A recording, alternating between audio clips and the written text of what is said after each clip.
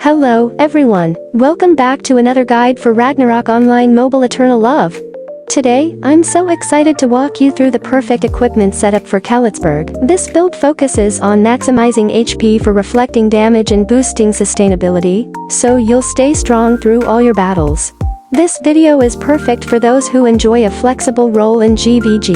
Khalitzburg can lead the front line to absorb damage for your allies and reflect it back to your enemies, or you can hold the line and let your puppets do the fighting for you. If you haven't seen my Khalitzburg GvG showcase yet, I've added the link to video in the description. Make sure to check it out to see how it all works. If you like this kind of video, please don't forget to share, like, and subscribe. It really helps me out. Alright, let's dive into the build. Starting with the offhand, I use Doomsday Omen. This build is all about maximizing HP for reflection purposes and boosting healing for sustainability. I've equipped it with a Maya star card to reflect 20% of magic damage back to enemies. Great for keeping those pesky mages at bay. Next up is Titterider's armor. This armor provides resistance to stun and freeze, which is so crucial because we can't dodge or cast skills while stun or frozen. It also reduces wind, earth, water, fire, and neutral damage, helping us last longer against meta classes. I recommend using a Wolf Grandma star card to boost max HP and get an extra 25% resistance to abnormal statuses. For the garment, I use Deathcat Cape.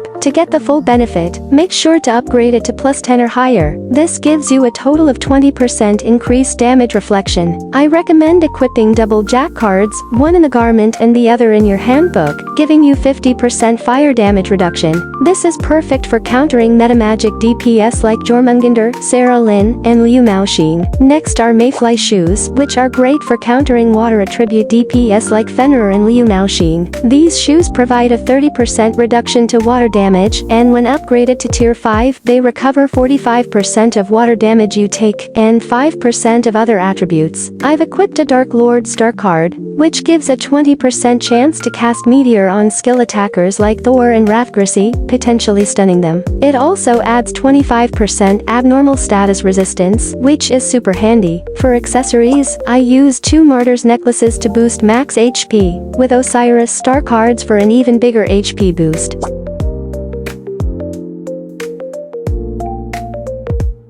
My weapon choice is the classic Time of Birth, upgraded to tier 5. This weapon has a 20% increased chance of dropping rose petals when attacking, and I've slotted in 2 Spasher star cards to boost max HP, increase flee, and give a chance to dodge magic attacks. For headgear, I'm using Eggshell Bew. This headgear keeps your equipment from breaking, because what's a tank without their gear, right? I've added a Rose Knight card to boost max HP and inflict a bleed effect on attackers. Not only does bleeding reduce the enemy's HP over time, but thanks to Khalitzburg's passive skill Guide of Rose, it also increases attack damage for you and your allies against those bleeding targets. For face gear, I'm using Gas Mask for 30% poison resistance, a common tank weakness, and to reduce demi-human damage, which is really useful in GvG. The mouth gear I love is the Spiked Scarf. It restores 20% of max HP every 10 seconds, keeping you in the fight longer, and gives a 20% reduction to demi-human damage. When upgraded to tier 5, it also reflects 15% of magic and physical damage, which applies to your puppets too. Double trouble for your enemies. For back gear, I picked Midnight Stars. This increases critical resistance to help counter high critical rate classes like Fenrir. When upgraded to tier 5, it restores 5% of max HP when you dodge an attack and even puts you in hiding, which lets your puppets continue the fight while you stay safely hidden. Lastly, for the tail equipment, I use Star Navigator Cord. It gives 50% resistance to immobilization, petrify, freeze, and stun, making you immune to many control skills. The increased move speed is also super useful, since Khalitzburg tends to move slowly. Once upgraded to tier 5, it reduces damage taken by 30% while moving. Perfect for a hit and run strategy, especially when you've got your 2 puppets dealing damage for you.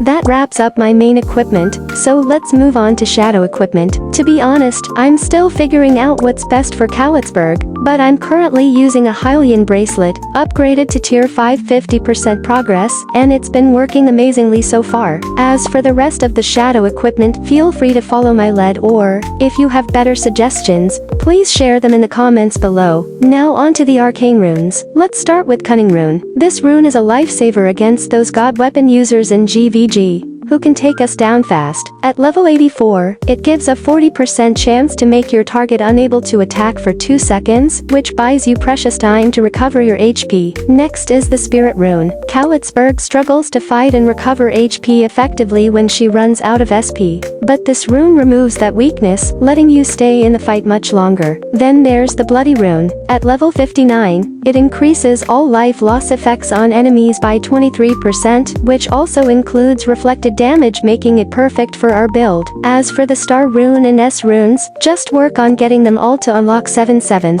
This unlocks the skill to summon puppets, and once you have that, you're good to go.